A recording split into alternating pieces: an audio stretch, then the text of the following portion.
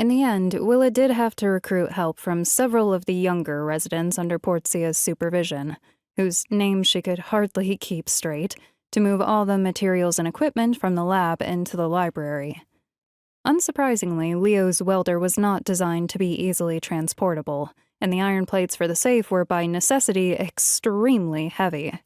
Saudade, who was presumably stronger than any of the available humans, had finished their examination of the tracking world book, informed Porzia and Willa that they needed to have a think, and vanished through a portal to who knows where before any of the heavy lifting could be assigned to them. Without any android assistance, it was quite the operation, though perhaps Saudade was wise to remove themselves from the proceedings, lest they accidentally reveal their nature by performing a feat of strength that would be impossible for a human. Willa had scavenged thick leather gloves, a leather smock, and a protective faceplate from Leo's laboratory. So at least she donned some decent safety gear before crawling halfway inside the would-be safe with the electrode holder in hand and firing up the arc welder. Sparks flew as she welded together the corners of the plate metal, but she didn't light herself on fire, so the project was going rather well.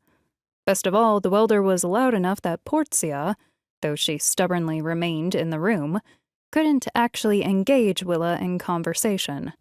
She had just shut off the welder to take a break before the next phase of construction when she caught the sound of the library door opening. Willa tensed, but when she pulled off the welding visor to get a better look, it was only a little boy of perhaps 7 or 8 years. He wore 2 large glasses and clutched a book to his chest. "Don't worry," Porzia said. "That's just my little brother. Say hello, Aldo." The boy dragged his gaze from the book in his arms to blink owlishly up at his sister, and then looked to Willa. "Hi." "Oh," Willa said, startled to realize she had met him before, elsewhere in the timeline. In another 30 years, Aldo will help Willa's supposed daughter sift through the Order's historical records of now.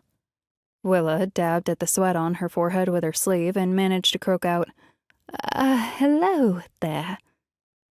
Porzia quirked an eyebrow as if judging Willa for her sudden awkwardness, but she declined to comment on it. "Aldo, darling, we're a bit busy in here just now." "You're always busy." The boy scowled accusatorily. They argued for a minute more while Willa checked the schematics she'd drawn up with the drafting supplies in the lab. She looked up again when the door closed behind a departing Aldo. "You're just sending him off on his own? Doesn't he need to be supervised?" Growing up, Willa didn't have any younger siblings, just an older brother with whom she hadn't been close. But she still recalled the oppressive, hawk-like regard of their various nannies and governesses. She certainly had not been allowed to run wild at the age of 8. "He's fine," Porzia said. "My other brother, Sante, is the one who's liable to find a tiger to wrestle the second you take your eyes off him, but he's recovering from an injury just now."